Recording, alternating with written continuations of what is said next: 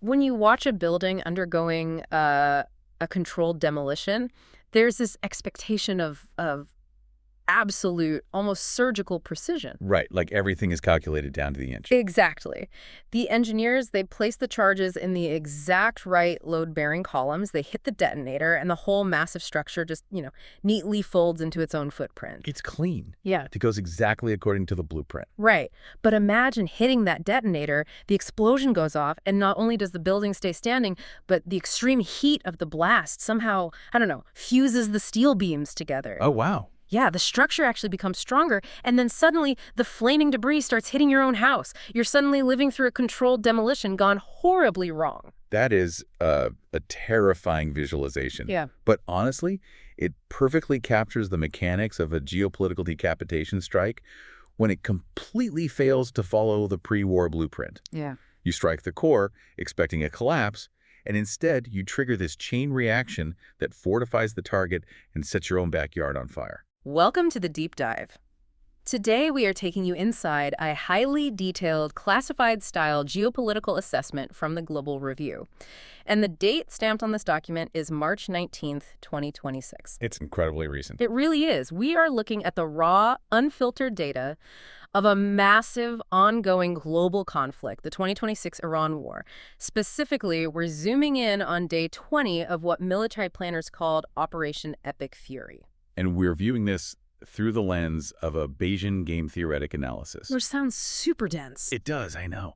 But for those listening who might not spend their days building statistical models, this isn't just like a static white paper summarizing opinions. It is a live mathematical engine. Right. It takes a prior assumption, like, say, the regime will fall, and constantly updates the probability of that outcome as new, messy data rolls in from the fog of war. And our mission today is to cut right through that fog for you. We're going to unpack the mechanics of why those initial pre-war assumptions completely failed. Totally fail. Yeah. We're also going to look at who is secretly winning this war without firing a single shot, and what this unprecedented drain on military resources means for the global economy that you and I live in every day. The document is just incredibly sobering because, it strips away all the political rhetoric and just gives us the cold math of international conflict. Let's set the stage. On February 28, 2026, the U.S. and Israel launched massive coordinated strikes. This was the opening salvo of Operation Epic Fury.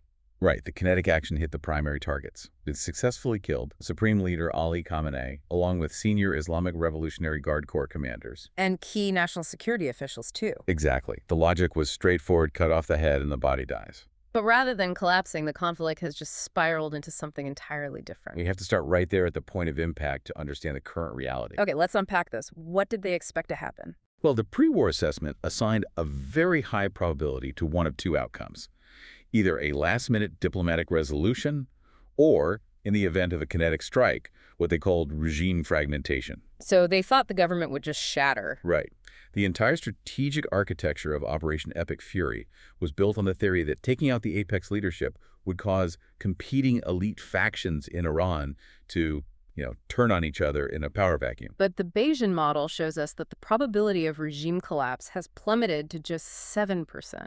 Just 7. Yeah. Because Mujtaba Khamenei, the son of the late Supreme Leader, was almost instantly installed as the third Supreme Leader, and the IRGC didn't fracture at all. No, they actually threw their full institutional weight behind him. It's like a hostile corporate takeover where you oust the CEO, expecting the company to immediately fold under the pressure. But instead, the board of directors locks the doors, promotes the founder's son, and goes into absolute survival mode. That's exactly the vibe. Though the corporate analogy breaks down a bit when you introduce lethal force. Because the stakes here are existential, not just financial. True. This assessment highlights a mechanism it calls the martyrdom consolidation dynamic. When an external military force launches a massive assault that kills not just a political leader, but his family. Right. His father, mother, wife, extended relative. Yeah. You do not create an environment for pragmatic surrender. You fundamentally radicalize the remaining power structure. It completely backfired. Exactly. For his own domestic political survival, Mujtaba Khamenei had to adopt an absolute, uncompromising resistance frame.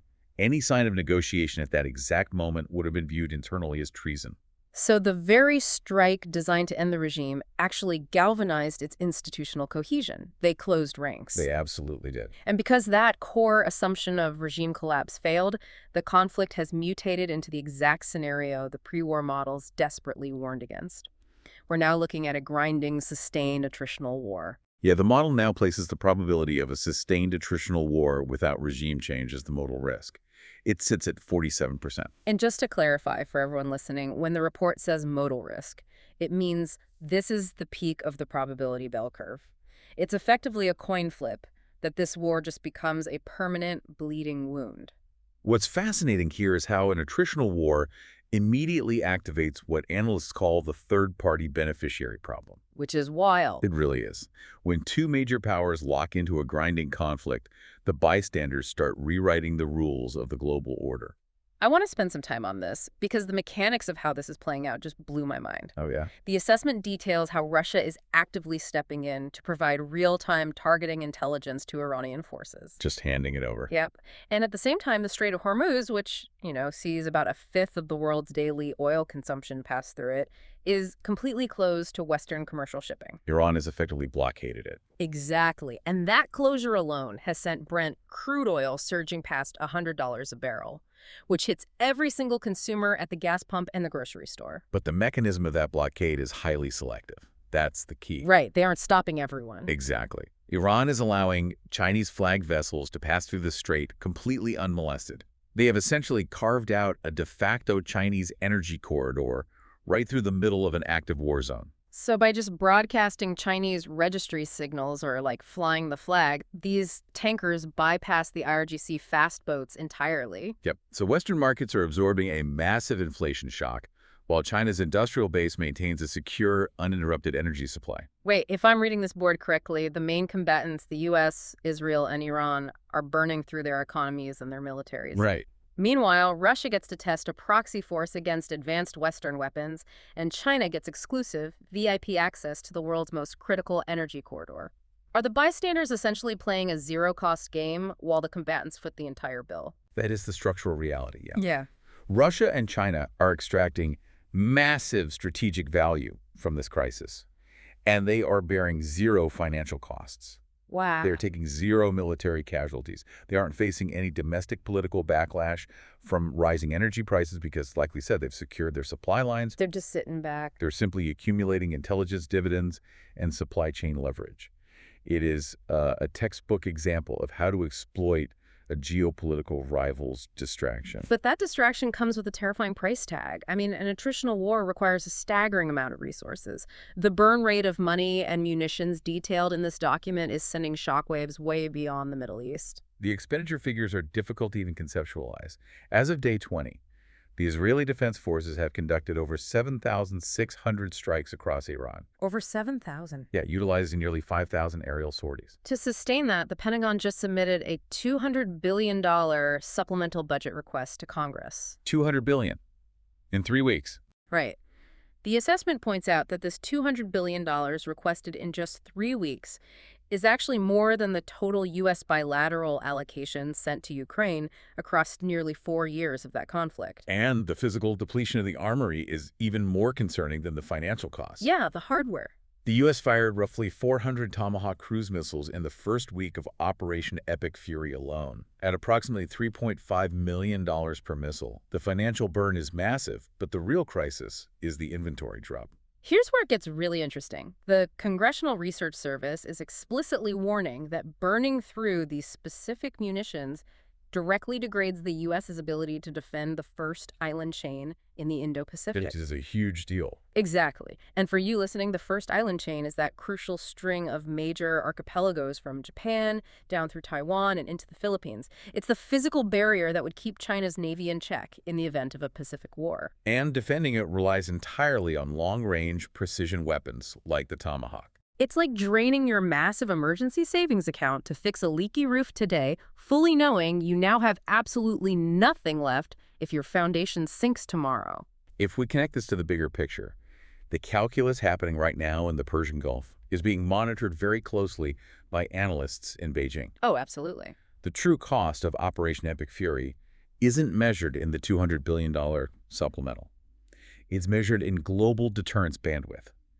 Every single precision munition fired at an Iranian bunker is a munition that physically cannot be deployed to deter a blockade in the South China Sea. And the report notes that G7 defense ministers are treating this not as a future hypothetical, but as a present active vulnerability. You just can't burn $200 billion and empty your strategic armories without it causing massive internal damage. No. The sheer velocity of this resource drain is actively tearing apart the political alliances that are supposed to actually support the war effort. We are tracking severe structural ruptures on both the international and domestic fronts. The initial decapitation strike was executed without any prior consultation with the G7. Which is crazy to think about. And because they were kept in the dark, Germany and the UK have publicly backed away. They issued statements explicitly declaring that this conflict has nothing to do with NATO and is absolutely not a NATO mission. The lack of consultation just destroyed the trust required for coalition warfare. And that European rejection triggered an immediate transatlantic backlash. Right, President Trump posted on Truth Social about it. Yeah, he posted that because of the early military successes, the U.S. no longer needs or desires NATO's assistance. He stated the U.S. never really did, and told reporters that the European alliance is making a foolish mistake by setting this out. And the dissent is bleeding right into the U.S. intelligence apparatus, too. Joe Kent, the director of the National Counterterrorism Center, actually resigned in protest. That was a huge shockwave. Yeah, this is a senior official with direct access to the classified intelligence that justified the war. He didn't just quietly retire. He publicly claimed the U.S. president was deceived into launching Operation Epic Fury. A resignation at that level, utilizing that specific language, indicates a profound fracture within the intelligence community itself. It suggests a total breakdown in how intelligence is being synthesized and presented to policymakers. And this institutional chaos is happening against the backdrop of a massive narrative defeat regarding the humanitarian costs. The human toll is just tragic. The assessment dedicates a significant portion to the destruction of the Minab primary school. A U.S. munition struck the facility, resulting in the deaths of 168 children. Heartbreaking. The analysts warn that this specific tragedy will institutionalize an atrocity narrative. It's not just a horrific localized event, it is actively destroying U.S. credibility and diplomatic leverage across the entire global south. And while the diplomatic and moral frameworks collapse, the kinetic war is physically spilling over its borders.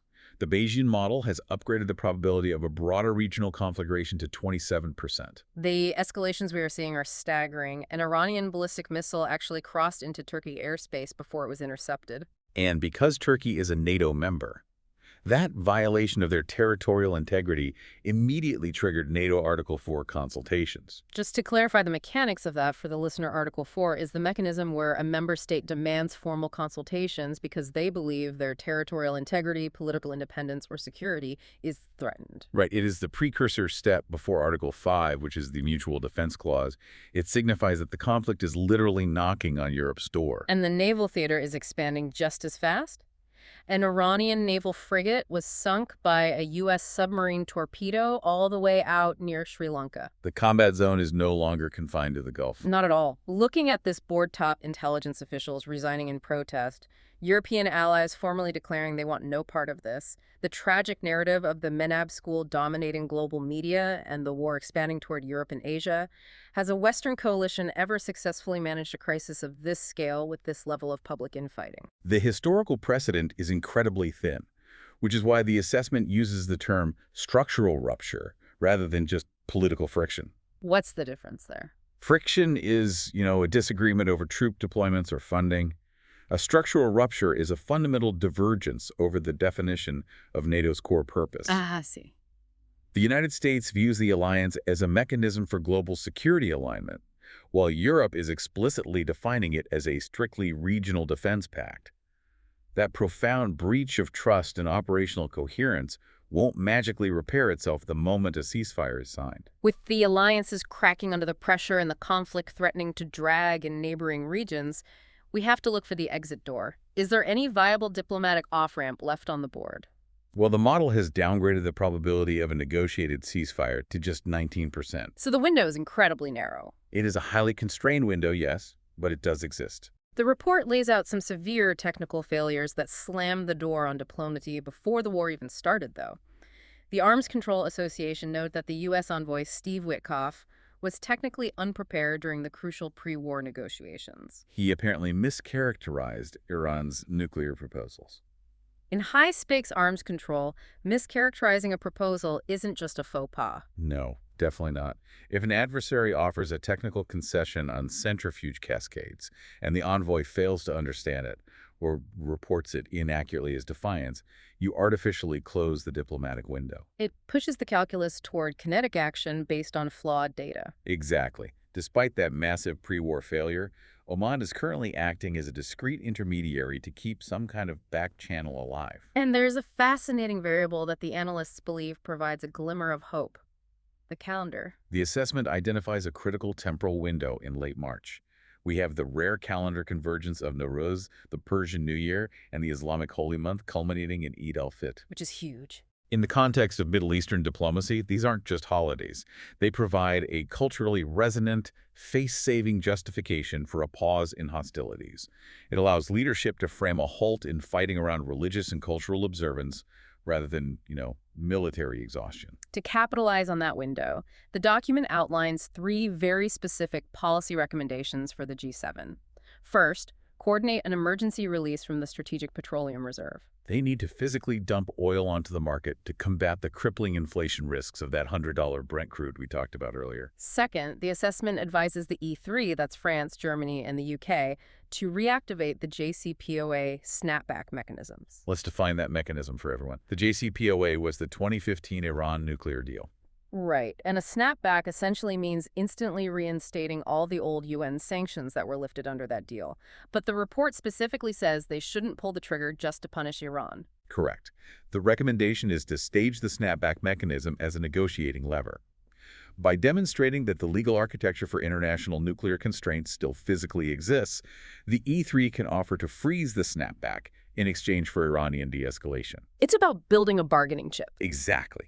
Finally, they advise that any initiated ceasefire must explicitly be framed as a mutual pause for humanitarian assessment, not as a cessation of hostilities or a surrender. So what does this all mean? We are looking at a deeply complex paradox. On the public stage, Mojtaba Khamenei is taking an absolute maximalist stance. He is demanding the U.S. and Israel accept defeat and pay compensation. Yet the Bayesian model confirms that back-channel contacts through Oman are still actively transmitting messages. Right. This raises an important question.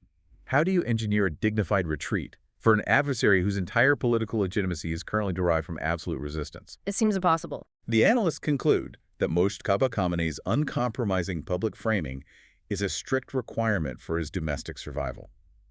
After absorbing a decapitation strike that killed his family, he simply cannot survive politically if he appears to capitulate to the West. So what's the play? The true diplomatic puzzle isn't applying enough pressure to force a surrender. It's engineering the geopolitical conditions where Khamenei can present a pause in fighting to the IRGC as a strategic victory, rather than a concession. You essentially have to build a golden bridge for your enemy to retreat across and convince them they built it themselves. That's a great way to put it. Because if you demand unconditional surrender from a regime that views surrender as immediate institutional death, you guarantee the 47% modal risk of endless attrition. And as the model explicitly shows, endless attrition is exactly the scenario that maximizes the strategic gains for China and Russia. We have covered a massive amount of incredibly dense ground today, so I want to briefly recap the trajectory of this crisis for you.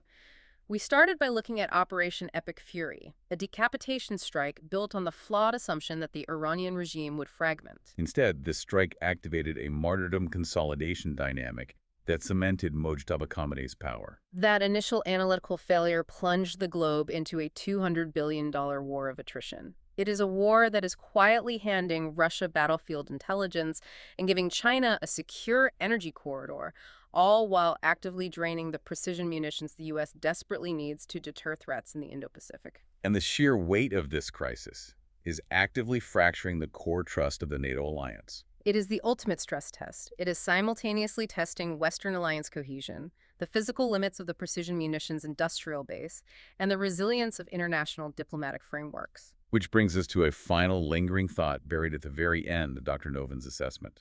Yeah, the report concludes that the ultimate variable determining whether the West can survive this geopolitical earthquake isn't the number of Iranian centrifuges left spinning. It isn't the operational resilience of the IRGC. It isn't even whether the price of oil stabilizes. The assessment states that the ultimate defining variable is Western unity. I really want you to mull that over, because when that controlled demolition we talked about at the very beginning goes wrong, when the structure doesn't fall and the fiery debris is raining down on the neighborhood, the only way the engineering team survives the fallout is if they work together to contain the blaze. Right. So, as you look at the raw data of this conflict, ponder this. How does a global coalition actually rebuild trust and unity when its core members fundamentally disagree on the very purpose of the alliance, all while they're actively bleeding resources in a zero-sum game? That structural rupture may prove to be the most lasting casualty of the entire conflict. Thank you for joining us on this deep dive into the complex, probabilistic realities of the global stage. Remember to keep questioning the consensus, keep demanding to see the raw data, and we will see you next time.